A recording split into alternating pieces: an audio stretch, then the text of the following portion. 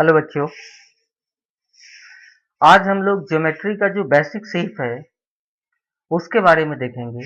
जैसा कि आपके सामने आ रहा होगा, the circle, the triangle, the rectangle. ठीक है, तो आज हम जो बेसिक शेप है उसके बारे में मोटे तौर पे इंफॉर्मेशन लेंगे।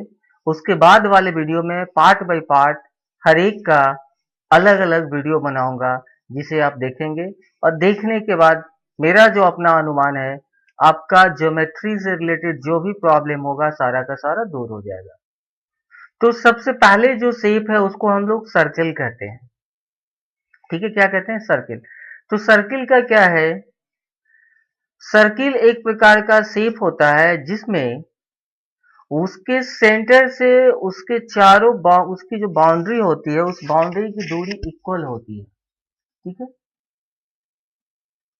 तो डिफिनेशन इसका कह रहा है, the circle is a shape that can be made by tracing a curve that is always the same distance from a point that we call the centre. ठीक है, केंद्र को सेंटर कहते हैं या फिर यहाँ पे उसको नाभिक भी कहते हैं। The distance around the circle is called the circumference of the circle. यानी बिगिनिंग पॉइंट से एंडिंग पॉइंट तक जो दूरी होती है उसको हम लोग परिधि कहते हैं या सर्कमफ्रेंस कहते हैं। सर्कल को हिंदी में हम वृत्त कहते हैं।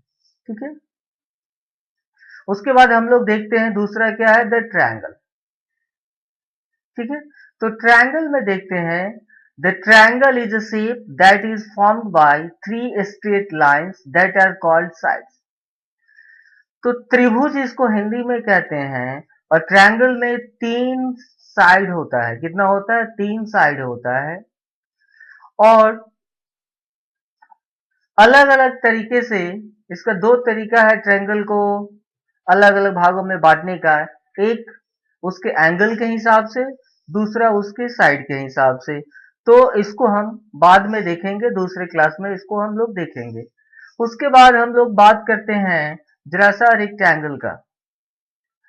तो रेक्टेंगल में चार साइड्स होते हैं। कितने साइड्स होते हैं? चार साइड्स होते हैं। और इसके चारों साइड से जो कोना पे एंगल बनता है वह कितना बनता है? 90 डिग्री का एंगल बनता है। तो सर्कल को हिंदी में वृत्त कहते हैं, ट्रायंगल को हिंदी में त्रिभुज कहते हैं, रेक्टेंगल को हिंदी में हम लोग आयत कहते हैं। क्या कहते हैं? आयत कहते हैं। तो सर्किल के अंदर का जितना भी एंगल होता है उसका योग 360 डिग्री होता है, 360 डिग्री।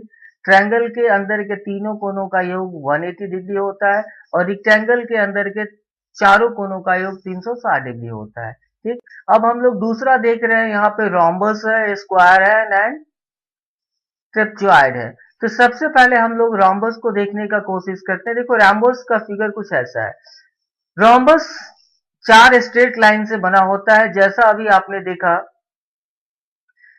ठीक है, एक रेक्टेंगल देखा इससे पहले, उसी की तरह यहां भी चार स्ट्रेट लाइन है। लेकिन इसका चारों जो स्ट्रेट लाइन है, यानी इसका जो चारों साइड है, चारों साइड का मेजर एक ही होता है, नाप एक ही होता है। ठीक है, लेकिन डिफरेंस क्या है कि रेक्टेंगल में चारों जो एंगल होता है वो 90 डिग्री का होता है, लेकिन रोम्बस में इसका कोई भी एंगल 90 डिग्री का नहीं होता है।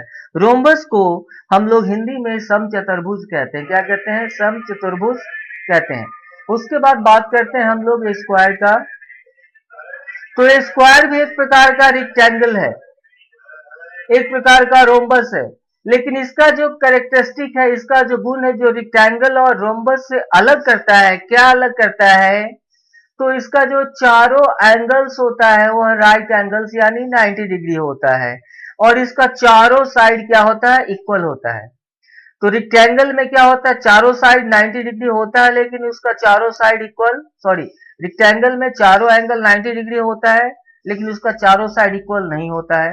रोम्बस में चारों साइड इक्वल होता है लेकिन उसका चारों एंगल 90 डिग्री नहीं होता, यानी उसमें से कोई भी एंगल 90 डिग्री नहीं हो सकता। उसके बाद बात कर रहे हैं हम लोग किसकी? स्क्वायर का। तो स्क्वायर का चारों साइड बराबर होता है और चारों एंगल उसका क्या होता है? 90 डिग्री होता है। उसके बाद स्क्वायर को हिंदी में वर्ग कहते हैं।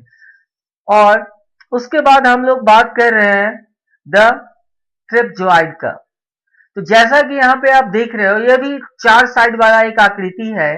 लेकिन इसका दो साइड्स पैरेलल होता है, यानी दो साइड, कोई भी दो साइड इसका क्या होता है, पैरेलल होता है, और दो साइड पैरेलल नहीं होता है। ठीक है, तो ये बेसिक 6 शेप मैंने आपको बताया। मैं दूसरा हर एक शेप पे अलग अलग वीडियो बनाऊंगा, उसका उससे रिलेटेड प्रॉब्लम को कैसे सोल्व करते हैं इसके बारे में मैं आपको जानकारी दूंगा। सर्कल का रेडियस क्या होता है, उसका डायमीटर क्या होता है, उसका सरकमफ्रेंस क्या है, यानी जितना भी चीज है, जो भी शेप्स आपने अभी देखा, उस शेप्स पे, हर एक शेप पे अलग अलग वीडियो बनेगा, और उससे रिलेटेड प्रॉब्लम को कैसे सोल्व करते हैं हम उसके बारे में, उस बारे में वीडियो में आपको बताएंगे। तब तक आप इसको एक बार देख लो, जो बेसिक इंफॉर्मेशन है इसको अपने पास प्रिजर्व करो, उसके बाद दूसरे वीडियो में हम लोग देखेंगे कि कैसे उससे रिलेटेड कैलकुलेशन हम लोग करते हैं।